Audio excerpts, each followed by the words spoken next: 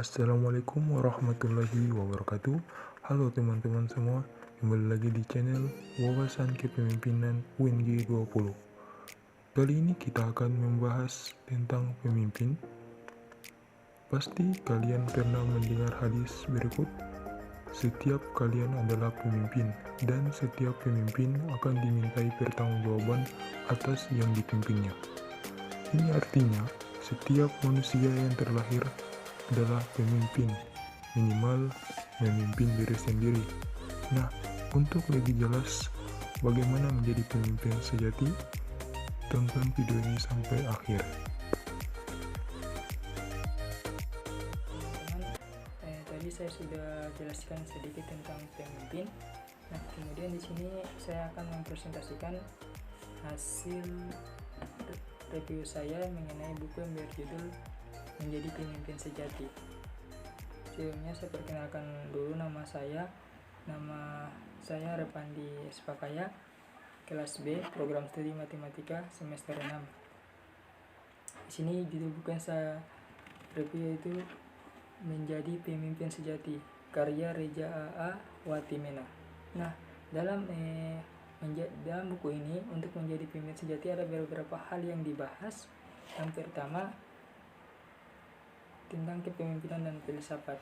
Nah, di dalam buku ini penulis itu melihat ada beberapa dimensi yang berkaitan dengan filsafat. Pertama, dari sudut pandang filsafat ini ya, di sini dilihat bahwa pertama itu adalah kepemimpinan atau pemimpin inspiratif. Nah, di sini dalam proses ini untuk menjadi seorang pemimpin itu amatlah besar, dimana perannya itu besar. Nah, tentu saja bukan sembarang orang untuk menjadi pemimpin, melainkan pemimpin yang memiliki karakter memang kepemimpinan. Nah, dari situ kita bisa lihat dimana pemimpin juga itu harus punya rasa inspirasi, bisa memberikan inspirasi kepada orang lain dan sebagainya. Kemudian yang kedua, sudut pandang yang kedua yaitu tentang pemimpin visioner. Nah, di sini pemimpin yang visioner, seorang pemimpin itu juga perlu memiliki visi ke depan. Ia perlu menggunakan imajinasinya untuk membayangkan apa yang ingin ia capai di kemudian hari atau di masa depan bersama organisasinya. Kemudian pemimpin yang taktis. Nah, seorang pemimpin juga harus memiliki taktik yang jitu untuk mewujudkan visinya, seperti yang tadi dijelaskan sebelumnya. Nah, kemudian itu pemimpin yang reflektif. Program yang tepat tidak cukup, di mana ia juga harus perlu ada jaminan. Maksudnya program yang tepat itu tidak hanya cukup, dia harus perlu ada jaminan terlebih dahulu, di mana bahwa program itu akan terlaksana dan tujuannya sungguh tercapai. Kemudian pemimpin yang terbuka. Pemimpin yang terbuka itu memiliki sikap dan sifat yang terbuka. Ia mampu menerima perbedaan pendapat, ia mampu menerima perbedaan pandangan hidup, ia melihat kritik sebagai tanda cinta yang perlu untuk dihargai. Kemudian yang terakhir, dari sudut pandang filsafat ini ya, pemimpin yang fleksibel. Salah satu tanda nyata dari sikap terbuka itu adalah fleksibilitas. Seorang pemimpin harus memastikan bahwa birokrasi dari organisasi yang ia pimpin tetap fleksibel untuk berbagai perkecualian yang masuk akal. Nah, prinsip yang ia harus pegang adalah birokrasi ada untuk melayani manusia, dan bukan manusia dibuat repot untuk melayani birokrasi yang tanpa makna. Kemudian hal yang dibahas dalam buku ini adalah membangun dan merawat integritas. Nah, di sini ada beberapa poin juga untuk membangun dan merawat integritas. Yang pertama tentang ketegasan visi dan nilai. Nah, dalam langkah awal untuk membangun integritas adalah dengan menegaskan visi dan nilai hidup Anda sendiri atau visi dan nilai organisasi tempat Anda berkarya. Kemudian yang kedua yaitu refleksi dan revisi berkala. Nah, dunia ini terus berubah, tidak ada yang abadi. Visi dan nilai-nilai hidup pun bukan suatu yang mutlak. Maka kita perlu untuk melakukan refleksi dan revisi berkala tentang visi maupun nilai-nilai hidup yang kita punya. Nah, selanjutnya kepemimpinan yang melibatkan maksudnya dalam konteks organisasi. Integritas bisa diperoleh dengan menerapkan model kepemimpinan yang melibatkan. Pemimpin harus mampu menyentuh dan menggerakkan hati orang-orang yang dipimpinnya untuk berpartisipasi secara aktif mewujudkan visi bersama organisasi yang ia pimpin. Kemudian yang keempat, struktur organisasi yang kokoh. Nah, pola kepemimpinan yang melibatkan ini juga harus memiliki struktur organisasi yang cukup kuat untuk membuat visinya menjadi kenyataan yang bisa dirasakan oleh banyak orang. Nah, yang terakhir adalah sosialisasi yang gencar dan berkelanjutan. Nah, visi dan nilai-nilai hidup yang Anda punya perlu Anda tegaskan dan jelaskan pada orang-orang di sekitar Anda. Nah, tujuannya adalah supaya mereka itu mengerti di mana posisi Anda di dalam hidup, apa visi hidup pribadi Anda, begitu. Kemudian yang dibahas selanjutnya dalam buku ini adalah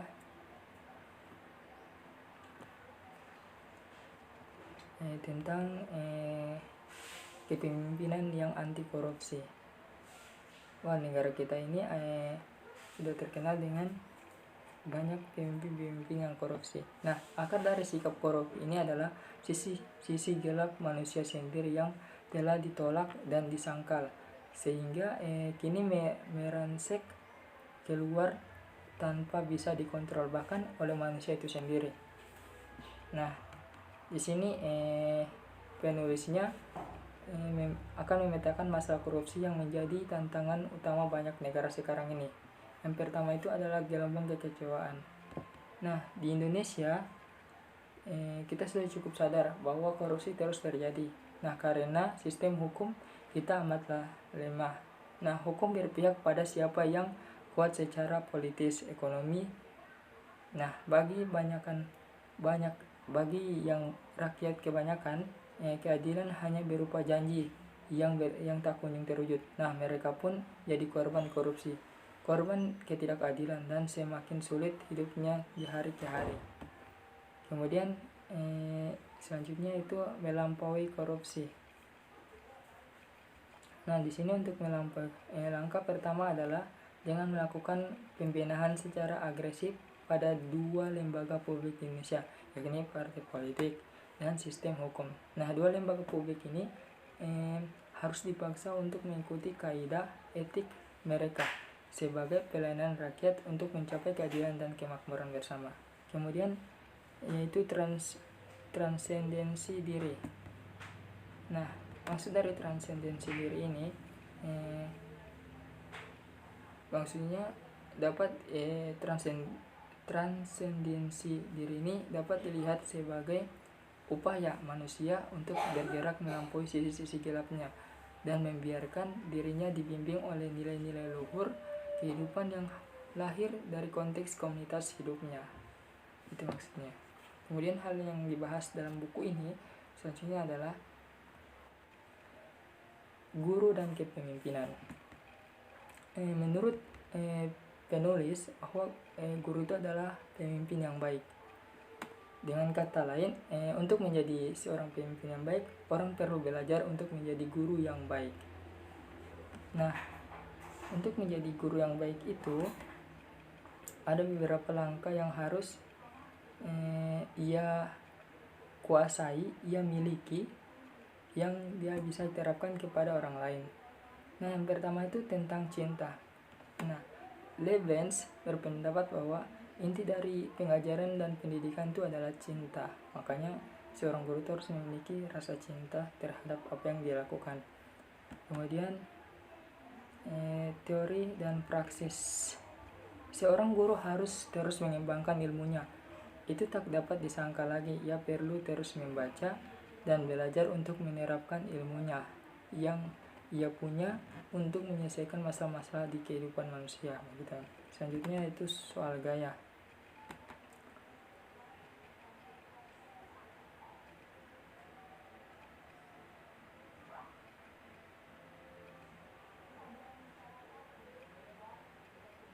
Nah, soal gaya, Leibniz ini dengan jenaka menegaskan bahwa seorang guru harus punya gaya. Ia harus bisa menghibur mahasiswa, murid, dan orang-orang di sekitarnya supaya orang-orang tertarik untuk belajar. Kemudian yaitu sumber gaya. Nah, sumber gaya. Nah, guru dan pemimpin yang baik juga harus didukung oleh sumber gaya yang memadai. Nah, sumber daya itu mencakup dana yang cukup, kesempatan yang cukup, dukungan dari manajemen dan kepemimpinan tertinggi. Gitu. Selanjutnya memberikan waktu. Nah, Leibniz juga menegaskan bahwa guru yang baik mencintai dan merawat murid-muridnya. Untuk bisa menerapkan cinta tersebut yang saya jelaskan tadi di atas, guru itu harus memberikan waktu dan tenaganya, bahkan lebih daripada yang dituntut darinya untuk menjadi guru yang baik. Demikian tulisannya, berarti bahwa memberikan waktu banyak yang tak pernah dihargai untuk mengoreksi dan buat. Baik, selanjutnya akan masuk kepada inti pembahasan buku ini, yaitu mencari pemimpin sejati. Nah, banyak pertanyaan yang menyatakan bahwa apakah seorang pemimpin itu lahir secara alami atau diciptakan oleh situasi. Nah, di sini penulis menjelaskan membahas tentang sosok pemimpin, pola kepemimpinan dewasa ini, kepemimpinan sejati. Nah, pertama sosok pemimpin. Setidaknya ada dua teori yang mencoba memahami tentang asal-usul para pemimpin. Teori pertama bernada klasik, di mana seorang pemimpin itu adalah orang pilihan. Nah, pola ini banyak ditemukan di negara-negara yang menganut sistem pemerintahan monarki atau kerajaan. Nah, di sini seorang pemimpin itu dianggap orang yang terpilih, yang dimana orang ini harus hidup dan dididik secara khusus. Kemudian teori yang kedua menyatakan bahwa seorang pemimpin itu dilahirkan namun tidak dibentuk keadaan. Nah, di sini dari dua teori ini penulis menemukan satu kesamaan mendasar, bahwasannya pemimpin lahir dari proses kehidupan. Pemimpin itu tidak lahir atau tidak turun dari langit atau merupakan titisan dewa. Sebaliknya, pemimpin sejati pada akhirnya adalah manusia biasa yang ditempa oleh keadaan, baik keadaan yang direkayasa seperti pada sistem monarki atau keadaan politis liar seperti pola kepemimpinan kedua tadi ini. Kemudian kita masuk ke pola kepemimpinan dewasa ini. Nah, di sini penulis membahas tentang dua ciri para pemimpin di Indonesia yang sekarang ini. Pertama adalah pemimpin mental permisif, yakni mental yang memperbolehkan segala sesuatu berjalan dan tidak berani mengambil keputusan yang tidak populer dan pada akhirnya kehilangan kewibawaan di hadapan orang yang dipimpinnya. Kedua, para pemimpin di Indonesia sekarang ini adalah pemimpin yang miskin integritas. Pemimpin menjadi begitu pragmatis sehingga mereka bersedia melakukan apapun untuk memperoleh keuntungan sosial maupun finansial, di mana mereka mempertahankan posisi, menjatuhkan saingan dan oposisi, serta melebarkan popularitas seperti halnya yang dilakukan oleh selebriti. Nah, pemimpin yang dibentuk secara instan atau akan memiliki cara berpikir yang pragmatis, yakni cara berpikir yang hanya berfokus pada hasil dan melupakan pentingnya proses. Masuk ke selanjutnya itu kepemimpinan sejati. Lagi-lagi ini membahas tentang keadaan di Indonesia, di mana Indonesia saat ini sedang dilanda krisis kepemimpinan. Pernyataan itu tidak diragukan lagi. Di sini penulis melihat setidaknya dua kemungkinan solusi untuk mengatasi krisis kepemimpinan ini. Yang pertama adalah pemisahan antara pemisahan antara dunia politik dan dunia hiburan. Politisi itu bukanlah artis, maka politisi haruslah berhenti menjual wajah mereka di media, membuat album musik guna mencari popularitas, dan mulai berfokus pada pekerjaan nyata sesungguhnya seorang pemimpin. Masyarakat juga tidak boleh memilih seorang pemimpin hanya karena ia memiliki karakter selebritis, populer, dan memiliki wajah yang cantik atau ganteng. Kemudian solusi kedua yaitu para pemimpin harus mengingat kembali hakikat dari kepemimpinan, yakni proses penempatan karakter, pengorbanan diri, pengabdian, dan ketulusan. Nah, keempat aspek ini berakar pada satu prinsip, yakni prinsip akses. Nah, prinsip akses berbunyi begini: ikatlah keinginan dan hasrat sesaatmu untuk mencapai keberhasilan dan keutamaan yang lebih luhur. Di mana di sini pemimpin memiliki dampak yang luas pada masyarakat. Nah, prinsip akses ini yang semakin langka di dalam diri pemimpin kita.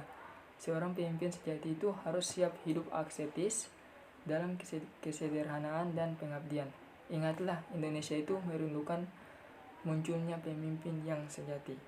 Baik teman-teman, sekian presentasi dari saya tentang review judul buku yang berjudul Pemimpin Sejati.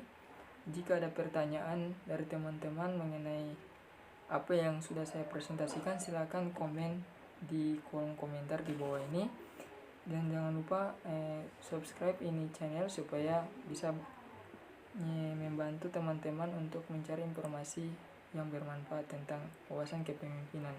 Terima kasih atas perhatian dari teman-teman. Semoga ini bisa bermanfaat. Terima kasih.